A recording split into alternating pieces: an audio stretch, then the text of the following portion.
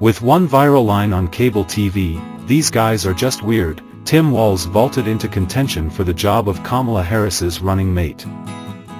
The 60-year-old brings with him a folksy, plain-spoken and sharp-tongued approach to taking on the Republican opposition. He also comes with a compelling resume: a public school teacher, football coach and National Guardsman before he entered politics. His political experience, representing a Republican-leaning district in Congress and then later passing left-wing policies as Minnesota's governor, could have broad appeal at a time when American politics is so polarized. A native of rural Nebraska, Mr. Walz farmed and hunted in his summertimes and enlisted in the Army National Guard at 17. He would serve in the volunteer force for 24 years. His father, a public school administrator, encouraged him to join the military before he died from lung cancer when Mr. Walz was 19. The Minnesota governor has spoken of how Social Security survivor benefits sustained his mother, and how the GI Bill paid for his college education.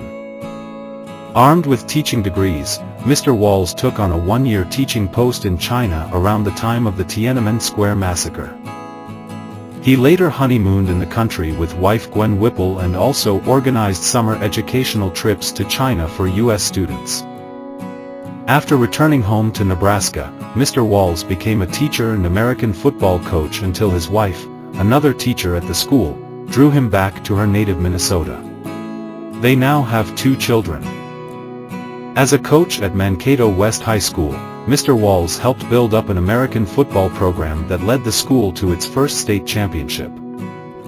He also earned plaudits for agreeing to be the faculty advisor for the school's Gay-Straight Alliance at a time when homosexuality was largely frowned upon.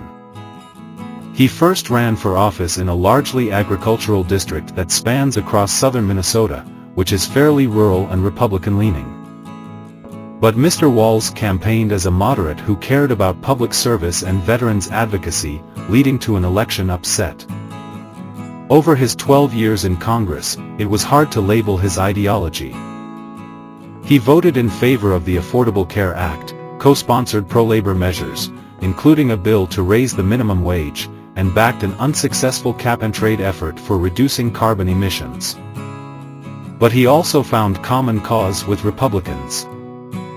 He voted to continue funding the wars in Iraq and Afghanistan, supported tighter vetting of refugees entering the U.S., and tried to block the Obama-era bailout of banks and car companies after the 2008 financial crash. Once endorsed by the pro-gun National Rifle Association (NRA), which donated to his campaign, he spoke out in favor of an assault weapons ban after the Parkland school shooting and lost their backing. Mr. Walz won the 2018 Minnesota governor's race by more than 11 points, but his first term was overshadowed by the COVID pandemic and the killing of George Floyd by a police officer in Minneapolis. Republicans heavily criticized Mr. Walz for being slow to deploy the National Guard even as some protests grew violent.